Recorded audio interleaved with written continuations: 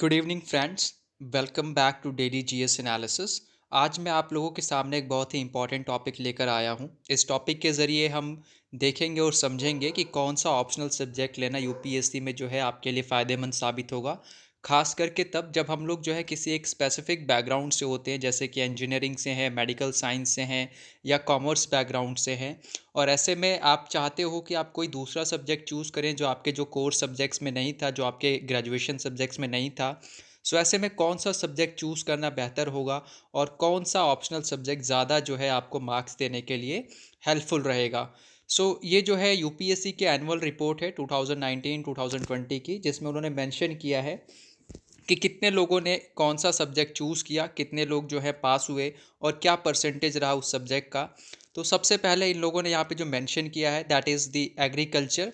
Agriculture में जो number of candidates थे मेंस के लिए देवर 124 और रिकमेंड किया गया था 13 पीपल को, यानी कि जो पास हुए थे वो 13 लोग थे और टोटल परसेंटेज इसका बनता है 10.5%। नेक्स्ट सब्जेक्ट दिया हुआ है animal husbandry and veterinary sciences, जिसको 16 लोगों ने केवल ऑप्शनल सब्जेक्ट के तौर पे चूज़ किया, जिसमें से 3 लोग क्वालिफाई कर गए और ये परसेंटेज बनता है 18.8%। राइट। नेक्स्ट सब्जेक्ट आता है anthropology. Anthropology is a good subject अगर कोई स्पेशली फ्रॉम बायोलॉजी बैकग्राउंड से है। अगर नहीं भी है तो आपको इसमें बहुत से सब्जेक्ट्स ऐसे मिलेंगे जो सोशोलॉजी या सोसाइटी से रिलेटेड होते हैं, about society, about the humans and the human behaviour and the nature. And इसमें जो आता है ह्यूमन की शुरुआत कैसे हुई, ह्यूमैनिटीज़ की शुरुआत कैसे होती है, इसमें वो चीज़ें डिस्कस की जाती हैं। तो इसको जो लेने वाले लोग थे वो थे 1189। एंड कितने लोगों को सिलेक्ट किया गया, so it was 108 and the percentage निकल कर आती है दैट इज़ 9.1%। नेक्स्ट सब्जेक्ट हमारे पास आता है बॉटनी। बॉटनी लेने वालों की संख्या भी बहुत ज़्यादा नहीं है। इसमें आप देख सकते हो मैक्सिमम 28 पीपल है चोजन द बॉटनी एंड 2 लोगों को जो है रिकमेंड किया गया, यानी कि इस परसेंटेज जो इस सब्जेक्ट की सक्सेस रेशो रही दैट इज़ 7.1%। नेक्स्ट सब्जेक्ट आ जाता है same chemistry from science background. 156 लोगों ने लिया, 13 लोगों को जो है यूपीएससी ने रिकमेंड किया इंटरव्यू के लिए, यानी पास हुए, और इसका सक्सेस रेशो रहा 8.3%। नेक्स्ट सब्जेक्ट है सिविल इंजीनियरिंग। इसको जो है लेने वालों की संख्या है 146। 15 लोगों को जो है यूपीएससी ने रिकमेंड किया नेक्स्ट स्टेज के लिए और इसका जो सक्सेस रेट है डैट इज़ 10.3%। इसके बाद जो नेक्स्ट सब्जेक्ट है that is commerce and accountancy. इसमें जो है 183 कैंडिडेट्स जो है मेंस के लिए अपीयर हुए as an optional subject accountancy, commerce and accountancy लेकर के। 20 लोग जो है आगे के लिए जो है मेंस जिन्होंने क्लियर किया एंड इसका जो परसेंटेज आता है that is 10.9% commerce and accountancy के साथ। अगला सब्जेक्ट जो है वो है इकोनॉमिक्स। इकोनॉमिक्स जो है 243 लोगों ने जो है चूज़ किया as an optional. 26 people got qualified and the percentage of this subject is 10.7%। Next subject जो हमारे पास आता है इस लिस्ट में that is electrical engineering. Electrical engineering लेने वालों की जो सब्जेक्ट्स लेने वालों की जो संख्या है दैट इज़ 216 पीपल जो हैं जिन्होंने क्वालिफाई किया इस सब्जेक्ट को एंड इस सब्जेक्ट का जो परसेंटाइल रहा दैट इज़ 8%। नेक्स्ट सब्जेक्ट जो हमारे पास आता है दैट इज़ जियोग्राफी। जियोग्राफी क्योंकि specially those who are from humanities background और those from a different background, ज़्यादातर लोग जो है ये सब्जेक्ट्स लेते हैं, जैसे कि history, geography, polity, sociology, anthropology. तो इन सब्जेक्ट्स में नंबर ऑफ़ कैंडिडेट हमेशा ज़्यादा मिलेंगे। तो ये है 1916 पीपल, जिनमें से जो है 105 क्वालिफाई किए एंड फिर 5.5% जो है इसका सक्सेस रेशो रहा है। नेक्स्ट सब्जेक्ट आता है हमारे पास जियोलॉजी। जियोलॉजी लेने वाले 30 लोग थे, जिनमें से कोई भी सक्सेस नहीं किया गया, कोई भी पास नहीं हुआ, रिकमेंड नहीं हुआ नेक्स्ट स्टेज के लिए एंड इसका परसेंटेज रेशो 0 रहता है। नेक्स्ट सब्जेक्ट आता है आपके पास history. History 751 people has chosen history as an optional. 51 got qualified and the percentage is 6.8%. Next subject हमारे पास आ जाता है लॉ।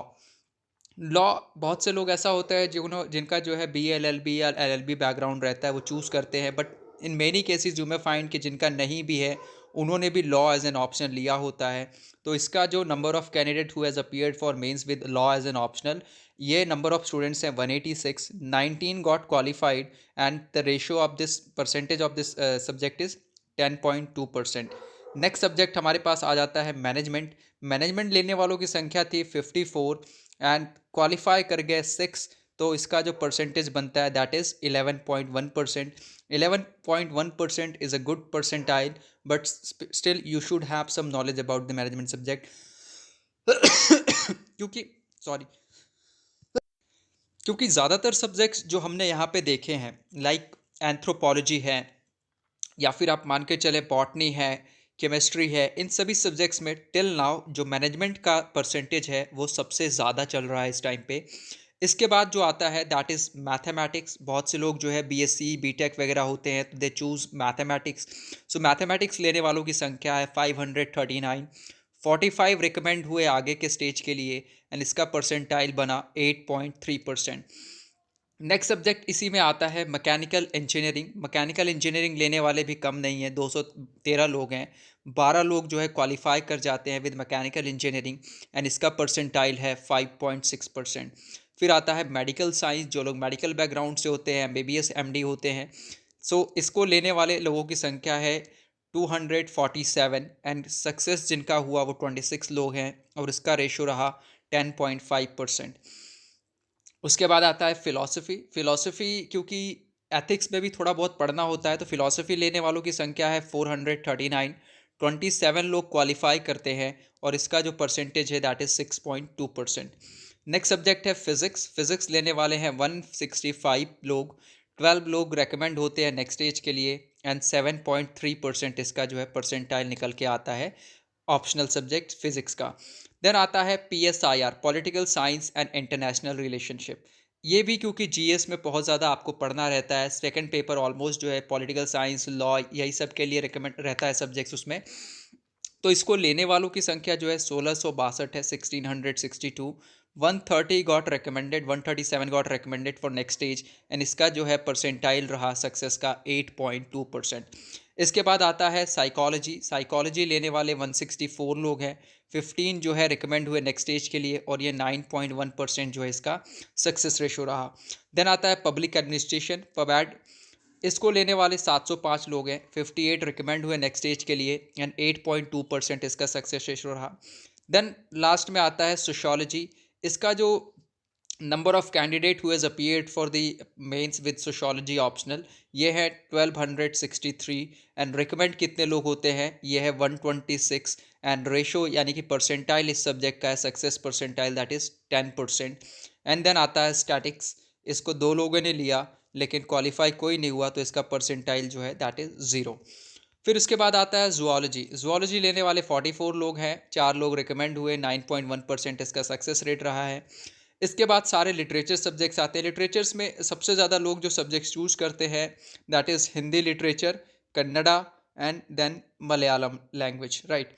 सो सबसे ज़्यादा इसमें जो सक्सेस रेट रहा है वो रहा है कन्नड़ा लिटरेचर का।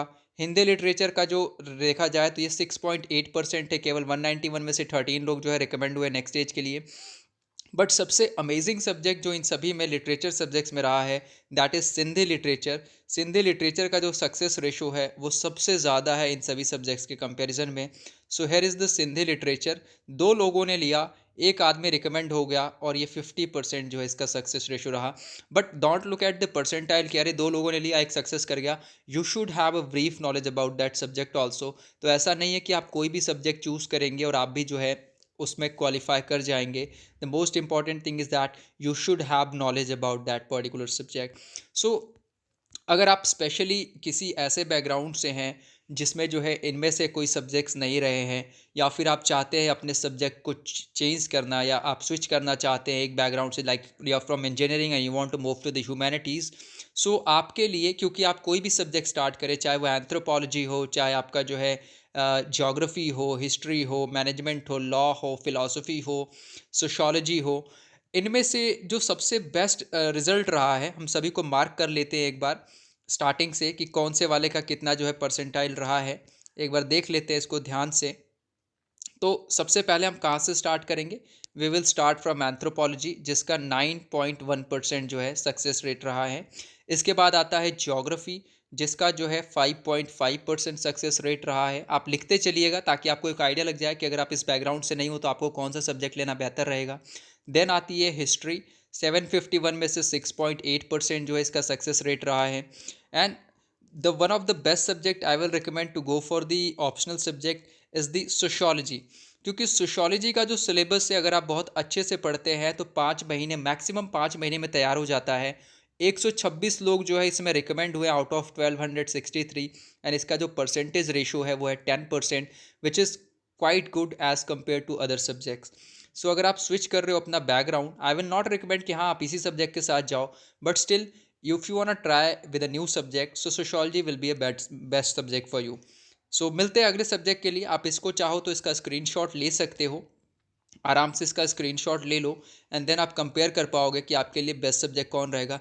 Specially those who are from any specific background ना, जैसे मान लीजिए किसी का जो है वेटनरी साइंसेज से किसी ने कर रखा है, मेडिकल में कोई डिग्री है जिसके पास, कोई इंजीनियरिंग बैकग्राउंड से है who has a great knowledge about the subject. So ये परसेंटाइल मैटर नहीं करता है, क्योंकि ऑब्वियस सी बात है अगर इंजीनियरिंग में से कोई इलेक्ट्रिकल इंजीनियरिंग से रहा है और वो इंजीनियरिंग ले लेता है तो उसको इससे फ़र्क नहीं पड़ना चाहिए कितने लोगों ने लिया, कितने पास हुए और कौन सक्सेस किया गया, क्योंकि एट द एंड उसे ये तो दिख रहा है ना कि हाँ पास होने वाले लोग हैं, ऐसा नहीं है कि 0% रेशो रहा है।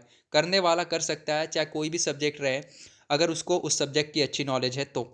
सो आप भी आराम से इसको देखिए, इसका स्क्रीनशॉट ले लीजिए, एंड उसके बाद जो है आप चूज़ कर दीजिए अपने सब्जेक्ट को। देखो, optional is the only paper जिसमें आपको यूपीएससी ऑप्शन दे रहा है कि आप क्या चूज़ करना चाहते हो। अदरवाइज़ चाहे वो सी सेट हो, जीएस हो, ऐसे हो, वो सारा कुछ यूपीएससी डिसाइड करता है आपके लिए। बट ऑप्शनल आपको बहुत ही ध्यान से, बड़े आराम से, इत्मीनान के साथ चूज़ करना चाहिए ताकि गड़बड़ी ना हो। कई बार ऐसा भी होता है कि लोग जो है गलत सब्जेक्ट ले लेते हैं और कई बार उनकी रैंकिंग जो है 500 प्लस रहती है, 500 से कम नहीं आती, but once they change their optional subject and they feel कि नहीं यार मेरी रैंकिंग जो है अब तो 200 या बिलो 200 आने लगी है, तो ऐसा हो जाता है ऑप्शनल सही सब्जेक्ट चूज़ करने के बाद। सो आराम से आप चूज़ कीजिए, अपना समय लीजिए, and then you can decide कि which one is good optional subject for you. मिलते हैं नेक्स्ट वीडियो में, तब तक के लिए stay motivated, stay tuned, bye bye.